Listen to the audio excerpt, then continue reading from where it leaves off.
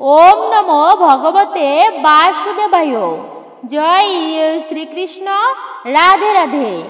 31শে August 14ই ভাদ্র রবিবার দিন, শ্রী শ্রী রাধাষ্টমী ব্রতের দিন। রাধাষ্টমী ব্রতটি পালন করলে বলা হয়েছে 1 লক্ষ একাদশী ব্রতের সমান পুণ্যফল লাভ করা যায়। কিন্তু এই শুভতম এবং পবিত্রতম দিনে ভুলেও খেতে নেই এই 3টি খাবার। আজকের ভিডিওতে জানতে পারবেন এই পবিত্র রাধাষ্টমী ব্রতের দিনে যে খাবারগুলো আমাদের গ্রহণ করা একেবারেই উচিত নয় এবং কোন খাবারটি অবশ্যই আমাদেরকে খেতে হবে যাতে সারা বছর সুস্থ এবং নীরোগ থাকা যায়। এরই পাশাপাশি শাস্ত্রে এই রাধাষ্টমী ব্রতের বিশেষ মাহাত্ম্য কথা বর্ণনা করা হয়েছে।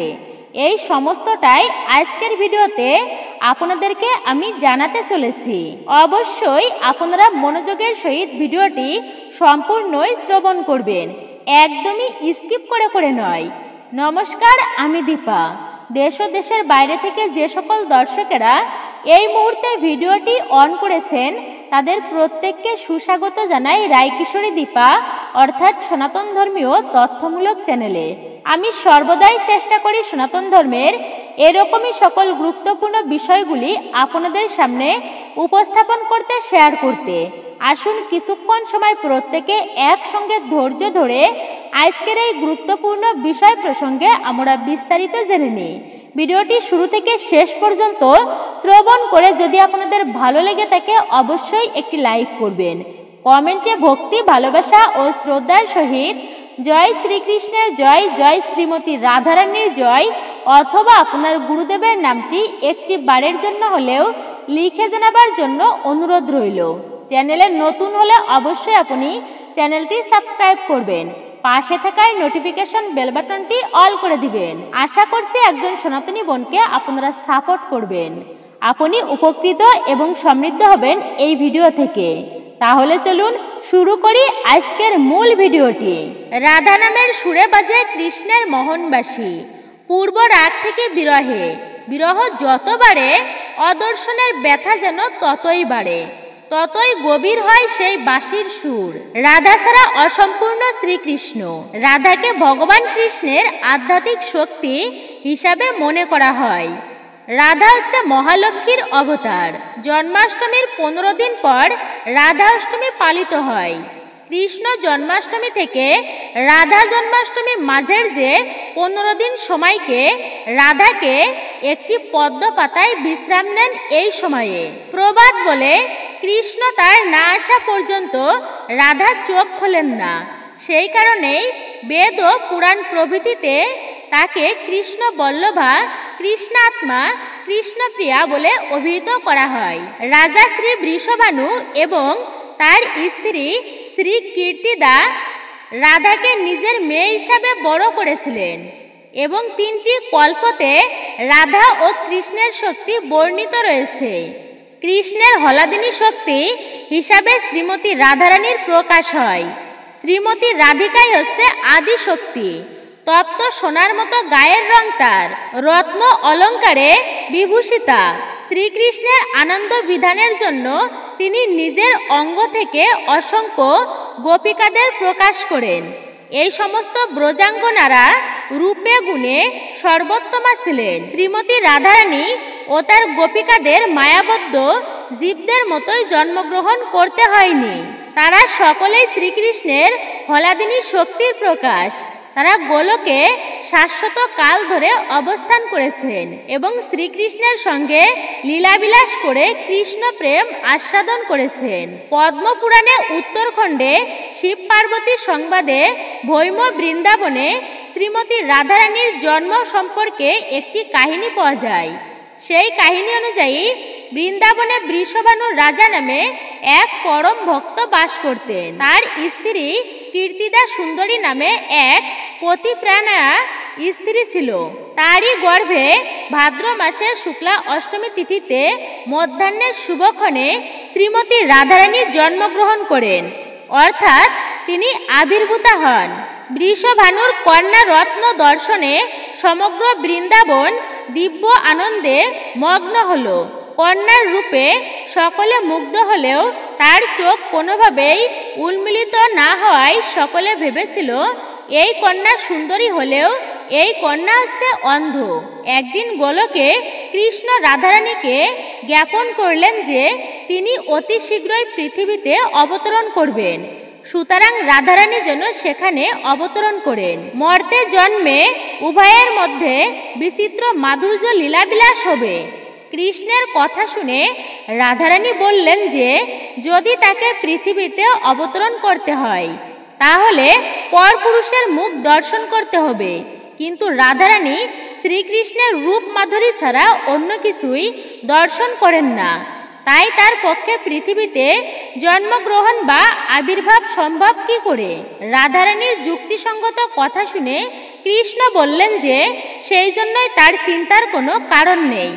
রাধারানী সবসময়ই কৃষ্ণকে দেখতে পাবেন। তবে হরিপ্রিয়া রাধারানী মর্তলোকে অবতরণ করতে রাজি হয়েছিলেন। এইদিকে রাধার শুভ জন্ম মহোৎসব উপলক্ষে আমন্ত্রিত হয়ে স্ত্রী ও পুত্রসহ নন্দ মহারাজ বৃষভানু রাজার রাজপুরীতে এসে উপস্থিত হন। তারা পরস্পরে আনন্দে কুলাকুলি করছিলেন। তখন এক ফাঁকে কৃষ্ণ অন্তরপুরে রাধার পালঙ্কের কাছে এসে দাঁড়ালেন। তখন রাধা তার চোখ খুলে কৃষ্ণের দিকে তাকালেন। এভাবে উভয়েই উভয়কে দর্শন করে দিব্য আনন্দে নিমগ্ন হন। বৃষভানু রাজা অন্তঃপুরে প্রবেশ করে দেখলেন রাধিকা চোখ উন্মিত করে কৃষ্ণের দিকে তাকিয়ে আছে। তখন তিনি আনন্দের অতিশয্য উভয়কে কোলে তুলে নিলেন এবং বুঝতে পারলেন যে শ্রীকৃষ্ণই রাধাকে চক্ষুদান করেছে। রাধার চোখ খোলার খবর পাওয়া মাত্রই সমগ্র ব্রজবাসীরা আনন্দে উৎফুল্ল হয়েছিলেন। কথিত আছে এক সময় সূর্যদেব পৃথিবী ভ্রমণ করতে আসেন। সেই সময় পৃথিবীর রূপে মুগ্ধ হয়ে তিনি মন্দর পর্বতের গুহায় গভীর তপস্যায় মগ্ন হন। সূর্যদেব দিনের পর দিন তপস্যায় রত থাকায় পৃথিবী অন্ধকারাচ্ছন্ন হয়ে পড়ে। স্বর্গের দেবতারা তখন সৃষ্টির রক্ষার জন্য শ্রীহরির শরণাপন্ন হয়। ভগবান বিষ্ণুর সূর্যের সামনে এসে তার ধ্যান ভঙ্গ করেন ও তাকে বর দিতে চান। সূর্যদেব তাকে বলেন, আমাকে এমন একটি গুণবতী কন্যা দিন যার কাছে আপনি চিরকাল বশীভূত থাকবেন। শ্রীহরি তাকে তথাস্তু বলে সেই বর প্রদান করেন। শ্রীহরি সূর্যকে বলেন যে পৃথিবীর ভার লাঘবের জন্য তিনি দেবকী ও বসুদেবের পুত্র রূপে আবির্ভূত হবেন এবং বৃন্দাবনে নন্দালয়ে পালিত হবেন। সূর্যদেব সেখানে বৃষভানুর রাজা হিসাবে জন্ম নেবেন, আর এই বৃষভানুর মেয়ে হিসাবেই আবির্ভূত হবেন শ্রীমতী রাধিকা। এই ত্রিলোকের শ্রীহরি একমাত্র রাধারই বশীভূত।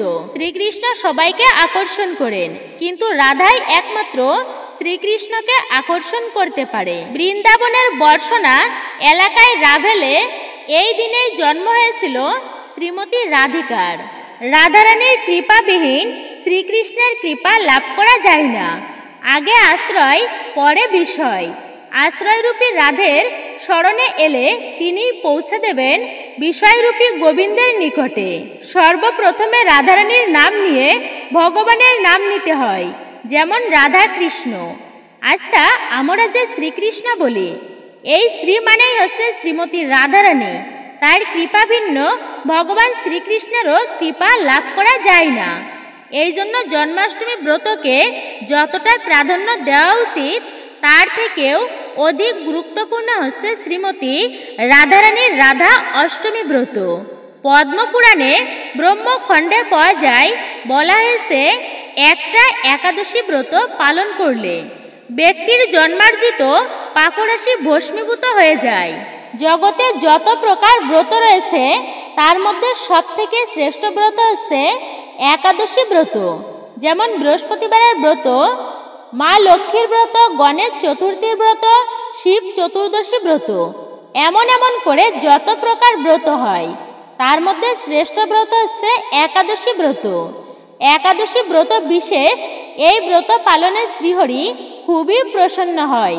সমস্ত পাপ ব্যক্তির ভস্মীভূত হয়ে যায়। কিন্তু এই রকমভাবে 1,00,000 একাদশী ব্রত পালন করলে যে পুণ্য হয় তার সমান পুণ্য লাভ হয়ে থাকে শুধুমাত্র একটি রাধাষ্টমী ব্রত পালনের মাধ্যমে। এই জন্য প্রতিটা মানুষের এই রাধাষ্টমী ব্রত পালন করা একান্ত কর্তব্য। এই ব্রত পালনে বেশি কষ্ট হয় না, কিন্তু এই ব্রত পালন করলে পৃথিবীতে 3.5 কোটি তীর্থ বিদ্যমান রয়েছে, যেমন গঙ্গা, যমুনা, গোদাবরী, এই সমস্ত তীর্থে স্নানের ফলে যে পুণ্য লাভ হয় এবং এই 3.5 কোটি তীর্থ ভ্রমণেও যে পুণ্যফল লাভ হয়ে থাকে কেবলমাত্র একটি রাধাষ্টমী ব্রত পালন করলে সেই সমান পুণ্যফল লাভ হয়ে থাকে। তাহলে নিশ্চয় সকলে বুঝতে পারছেন শাস্ত্রে কেন রাধাষ্টমী ব্রতকে এতটা গুরুত্ব দেওয়া হয়েছে। প্রত্যেকের এই ব্রত পালন করা উচিত, কিন্তু যে সমস্ত ব্যক্তিরা এই রাধাষ্টমী ব্রত পালন করবেন না তাদের জন্য শাস্ত্রে কি বলা হয়েছে অবশ্যই আপনারা জানুন, ভক্তিতে শ্রবণ করুন। যে সমস্ত ব্যক্তি রাধাষ্টমী ব্রত ভক্তি ভরে পালন করবে না, রাধাষ্টমী ব্রত ভক্তি ভরে পালন করবে না, তারা শতকল্প বছর নরকের যন্ত্রণা ভোগ করতে হবে তাদেরকে। নরকে গমন থেকে সেই সমস্ত ব্যক্তিদেরকে কেউ রক্ষা করতে পারবে না। এক কল্প মানে হচ্ছে 4,320 কোটি বছর, তাহলে এমনইভাবে 100 কোটি কল্প বছর। শুধু তাই নয়, কিন্তু সেই ব্যক্তি যদি আবার স্ত্রী রূপে জন্মগ্রহণ করলে নরকের যন্ত্রণা ভোগ করার পরে স্ত্রী রূপে যদি জন্মগ্রহণ করে পৃথিবীতে সেই ব্যক্তি বিধবা হবে অকালেই। তাই বিশেষ করে রাধাষ্টমী ব্রত প্রত্যেকের পালন করা একান্তই কর্তব্য। এবং শাস্ত্রে বলা হয়েছে যে সমস্ত ব্যক্তিরা রাধাষ্টমী ব্রত পালন করবেন সহস্র কন্যাদানের সমান পুণ্যফল লাভ করবেন। জীবনে কন্যা সন্তান প্রাপ্ত করা এটাও কিন্তু সৌভাগ্যের বিষয় একটা। কোনো পিতামাতা যদি একটা কন্যা সন্তানকে নিয়মবিধি মেনে অর্থাৎ ভালো করে মানুষ করে লালন পালন করে কোনো সৎপাত্রের হাতে দান করতে পারে, যার ফলে সেই ব্যক্তির এতটা পুণ্য হয় যে স্বয়ং চিত্রগুপ্ত তার পুণ্যের হিসাব করতে পারে না। এই রকম করে 1000 কন্যা দান করলে যে পুণ্য হয় সেই সমান পুণ্য লাভ হয় শুধুমাত্র এই রাধাষ্টমী ব্রত পালনের মাধ্যমে। এই রাধাষ্টমী ব্রত আমাদেরকে পালন করতে হবে আজ অর্থাৎ রবিবার দিন 31শে আগস্ট। এবার আপনারা সংক্ষেপে একটি বারের জন্য হলেও জেনে নিন কিভাবে পালন করবেন এই শ্রীমতী রাধারানীর রাধাষ্টমী ব্রত। তো আপনারা কিভাবে পালন করবেন এই রাধাষ্টমী ব্রত? আচ্ছা, এটা তো আমরা সকলেই জানি, প্রতিটা ব্রত পালনের আগে প্রস্তুতি নিতে হয় সকলকে। ব্রতের আগে আপনারা সংযম পালন করবেন। সংযম মানে হচ্ছে আবার কি মাতাজি, এটা কি বলছে? সংযমটা আবার কি? তো সংযম হচ্ছে, সংযম এটার মানে আমরা অনেকেই বুঝি আবার অনেকেই কিন্তু বুঝি না। শুধু যে নিরামিষ খাবার খেয়ে ব্রত পালন করাকেই সংযম বলে সেই দিনের, তা কিন্তু নয়। মনে রাখবেন, শুধুমাত্র নিরামিষ খাবার গ্রহণ করাকেই সংযম বলা চলে না। এই দিনে আজে বাজে সঙ্গ করা উচিত নয়, এমনকি নিজ স্ত্রীর সাথেও শারীরিক সঙ্গ করা যাবে না। ব্রহ্মচর্য ধর্ম পালন করতে হয় এই দিনে।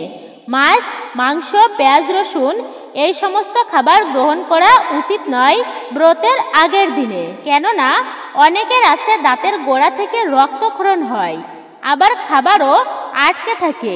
ব্রত করে যদি রক্তক্ষরণ হয় আবার দাঁতের গোড়ায় খাবার আটকে থাকে তবে ব্রতে দোষ লাগে। সেক্ষেত্রে ব্রতের সম্পূর্ণ ফল লাভ হয় না, কিঞ্চিত পরিমাণ লাভ হয়। তাই এই রাধাষ্টমী ব্রতের আগের দিনে রাত্রি 11টার মধ্যে আপনারা খাবার খেয়ে নেবেন এবং দাঁত ব্রাশ করে নেবেন রাত্রি 11টার আগেই খাবার খেয়ে। এরপর এই রাধাষ্টমী ব্রতের দিনে যেটি করবেন তার মধ্যে প্রথমত হচ্ছে আপনাকে ব্রহ্ম মুহূর্তে ঘুম থেকে উঠে স্নান করতে হবে। স্নান করার পরে ঠাকুরের পূজা অবশ্যই দেবেন, কিন্তু মঙ্গল আরতি করুন এই দিনে। পুরুষ মহিলা সকলকেই বলছি, আপনারা ঠাকুর পূজা দেবেন কিন্তু বিশেষ করে। হয়তো আপনি অনেক ব্যস্ত মানুষ, আপনাকে কাজে যেতে হবে, তো যাই হোক না কেন সকলকেই বলছি অন্তত পক্ষে আপনারা সকালবেলায় রাধারানীর চরণে কিছু পুষ্প অর্থাৎ পুষ্প অর্পণ করবেন রাধারানীর চরণে। পুষ্প অর্পণবিহীন কোনো পূজাই কিন্তু সম্পূর্ণ হয় না, রাধারানীর চরণে অর্পণ করবেন। পুষ্প অর্পণবিহীন কোনো ধর্মানুষ্ঠান সম্পূর্ণ হয় না। এই ব্রত করে যে কার্যগুলি করবেন তো তার মধ্যে হচ্ছে শ্রীমতী রাধারানীর চরণে অর্পণ করবেন পুষ্প।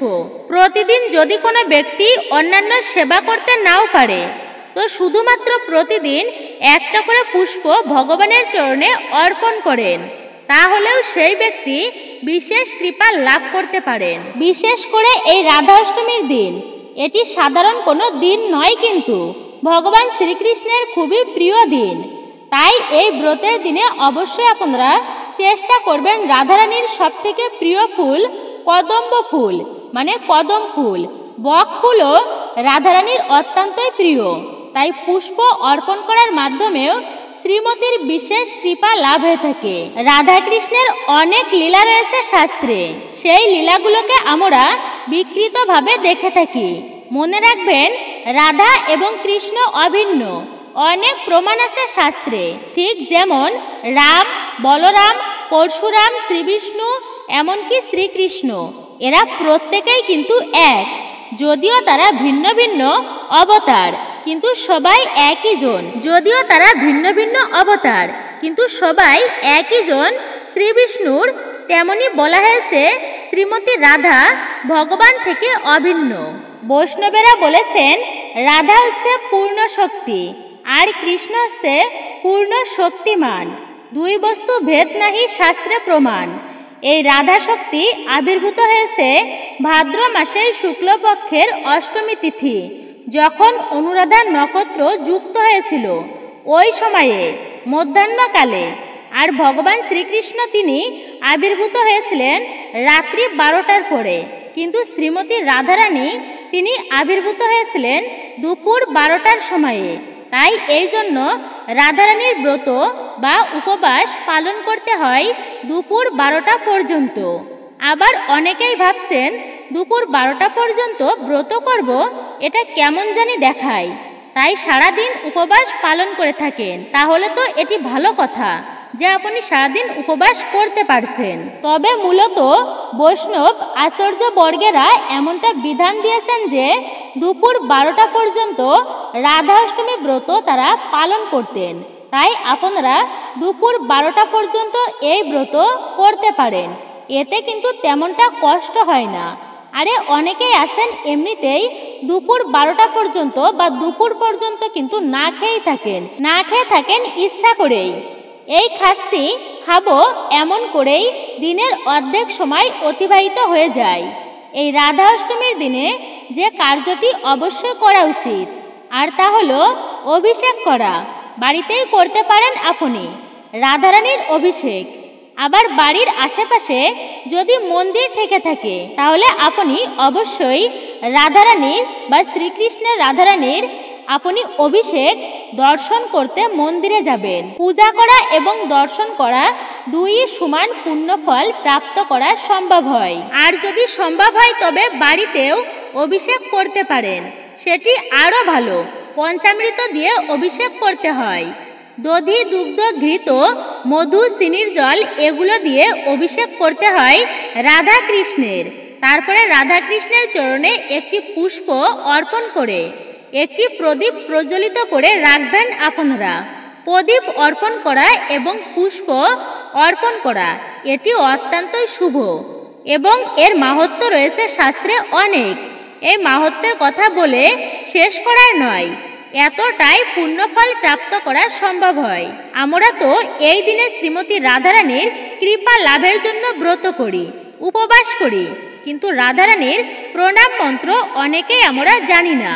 তো যারা জানেন তারা অবশ্যই জপ করবেন, আর যারা জানেন না তারাও শিখে নেবেন অবশ্যই আপনারা রাধারানীর প্রণাম মন্ত্র। তপ্ত কাঞ্চন গৌরাঙ্গী রাধে বৃন্দাবনেশ্বরী বৃষভানুসুতে দেবী প্রণামী হরিপ্রিয়ে। আমরা প্রত্যেকেই জানি রাধারানী হচ্ছেন বৃষভানুর কন্যা, কিন্তু তিনি ভগবান শ্রীকৃষ্ণের অত্যন্তই প্রিয় বৃন্দাবনের ঈশ্বরী। আপনারা হয়তো জানেন বৃন্দাবনে কেউ কিন্তু কৃষ্ণ কৃষ্ণ বলে না, সবাই বলে রাধে রাধে। কেননা হে শ্রীমতী রাধারানী, তুমি বৃন্দাবনের ঈশ্বরী। তোমার কৃপা হলে তবেই সেই ব্যক্তির বৃন্দাবনে প্রবেশ করতে পারে সেই ব্যক্তি। আর আমার মতো অধমীকে কৃপা করো, যেন ভগবান শ্রীকৃষ্ণের কৃপা লাভ করতে পারি। এই প্রার্থনা করে আপনারা মনের ভক্তির সহিত রাধারানীকে প্রণাম করতে পারেন। কিন্তু শ্রীমতী রাধারানী যদিও বৃষভানুর কন্যা, তারপরেও কথা হচ্ছে কিভাবে এই রাধারানীর আবির্ভাব হলো। ভগবান শ্রীকৃষ্ণ একবার রাসমঞ্চে বসে রয়েছেন শত শৃঙ্গ পর্বতের উপরে। সেখানে রাসমঞ্চে বসে তিনি প্রণয়ের বিকার স্বরূপ, ভালোবাসার বিকার স্বরূপ নিজের বাম অঙ্গ থেকে একটা নারী মূর্তির সৃষ্টি করলেন। আর এই নারী হচ্ছে জগতের সব থেকে প্রথম নারী। সবাই এই রাধারানীর প্রকাশ। জগতে যত নারী শক্তি আমরা দেখতে পাই, মা দুর্গা, মা কালী, এমনকি আমাদের গৃহের বধূমাতাগণ, তারাও কিন্তু শ্রীমতী রাধারানীরই প্রকাশ। রাধারানীর থেকেই কিন্তু তারা এসেছেন। সেই প্রথম শ্রীমতী রাধারানীর তার আবির্ভাব হয় রাসমঞ্চে ভগবান শ্রীকৃষ্ণের বাম অঙ্গ থেকে। এবং যেহেতু তিনি রাসমঞ্চে আবির্ভাব হয়েছিলেন, আর আবির্ভাব হয়েই ধাবমান হচ্ছেন কোথায় পুষ্প সংগ্রহ করা যায় আমার প্রভুর সেবার জন্য, শ্রীকৃষ্ণের সেবার জন্য।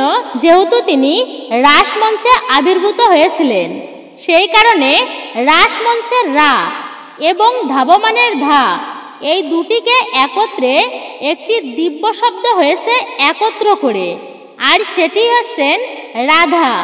যে নাম স্মরণ করলে, এই নাম একবার যদি কোনো ব্যক্তি নেয়, তো ভগবান শ্রীকৃষ্ণের মন্ত্র জপের থেকেও শত সহস্র গুণ কোটি বেশি পুণ্যফল প্রাপ্ত করা যায়।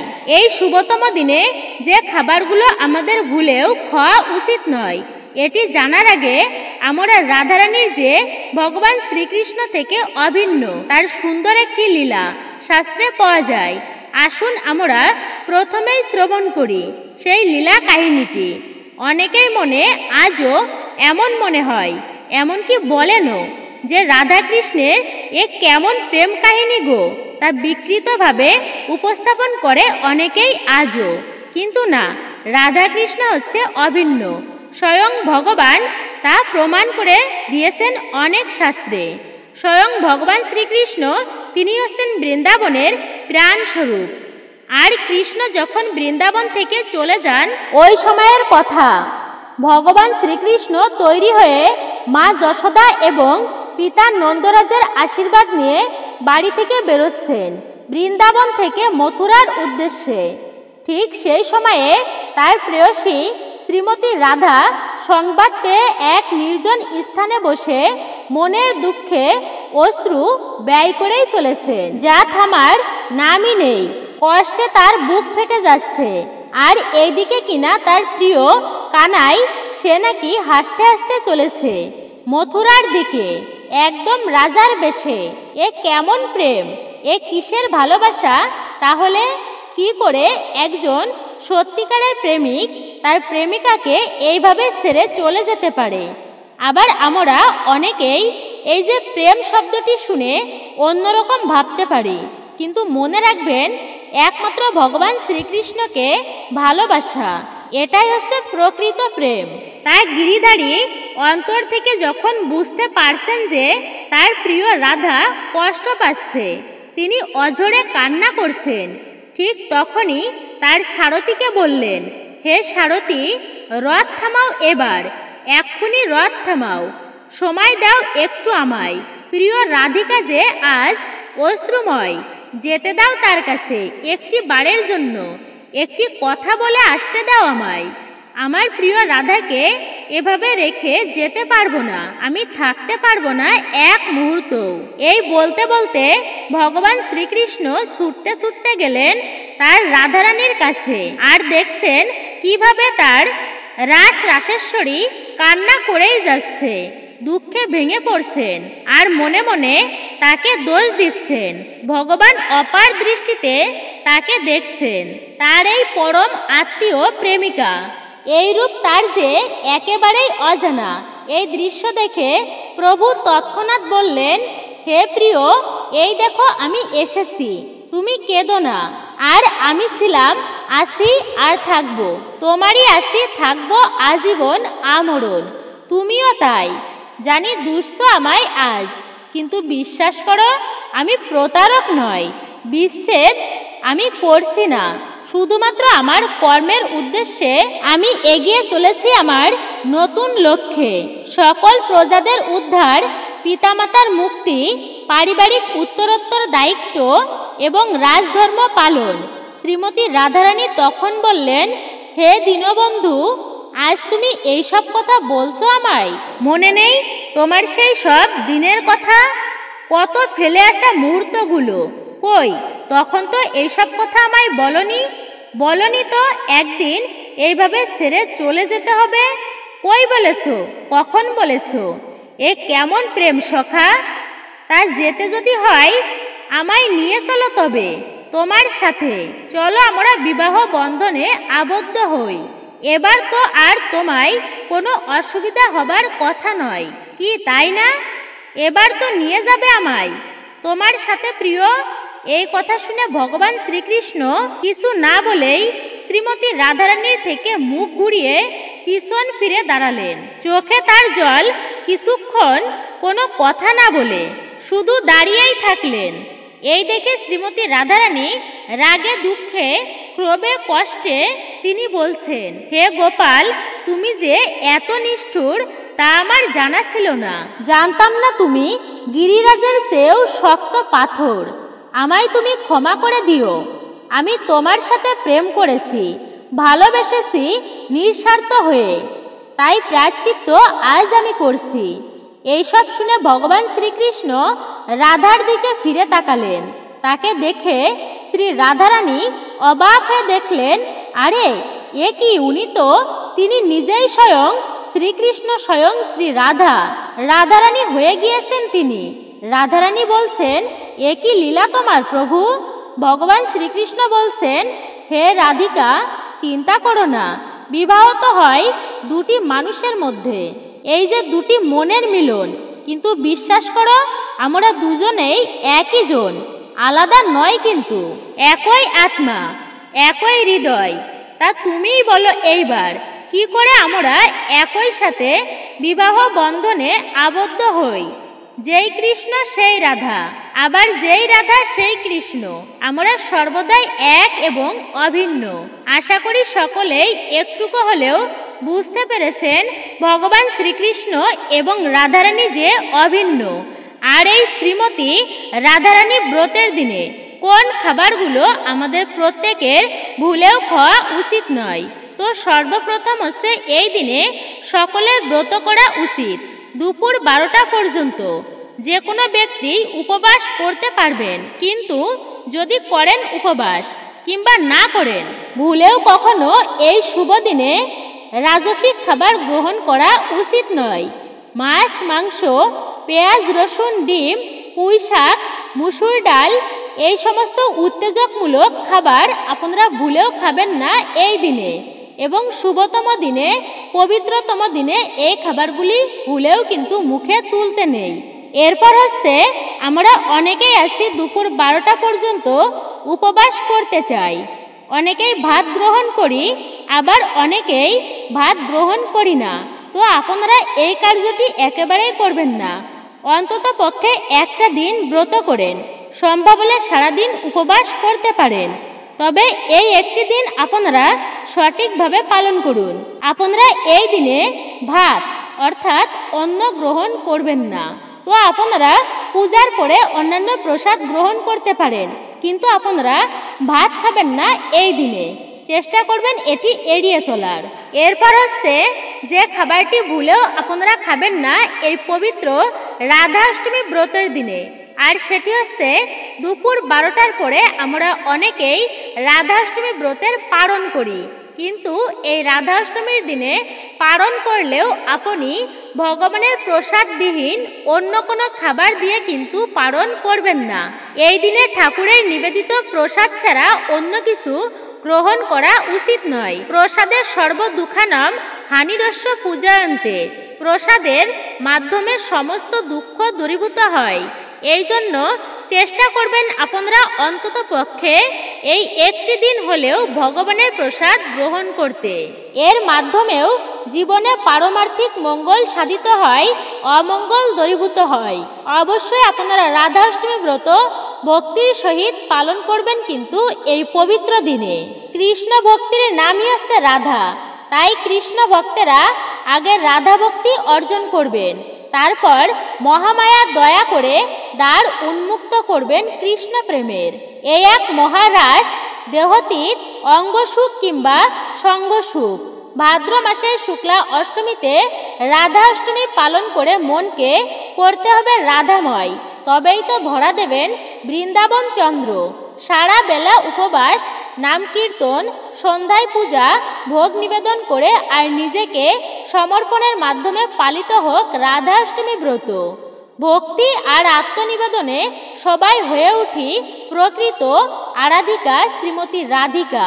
ভক্তিতে যদি পড়ো বাধা, তুমিও রাধা আমিও রাধা।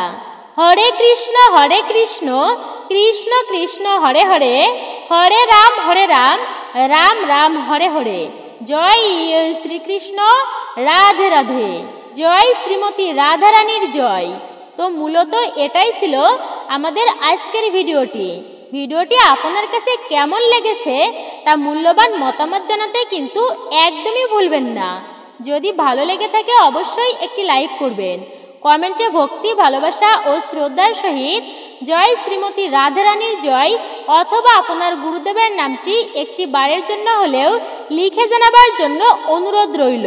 চ্যানেলে নতুন হলে অবশ্যই চ্যানেলটি সাবস্ক্রাইব করবেন, পাশে থাকার নোটিফিকেশন বেল বাটনটি অল করে দিবেন। সকলে ভালো থাকুন, সুস্থ থাকুন, পরম করুণাময় ঈশ্বরের অশেষ কৃপায়। আপনাদের সাথে আবারও কথা হবে নতুন কোনো ভিডিওর প্রসঙ্গে। অবশ্যই একজন সনাতনী বোনকে আপনারা সাপোর্ট করবেন আমি আশা রাখছি। রাধে রাধে।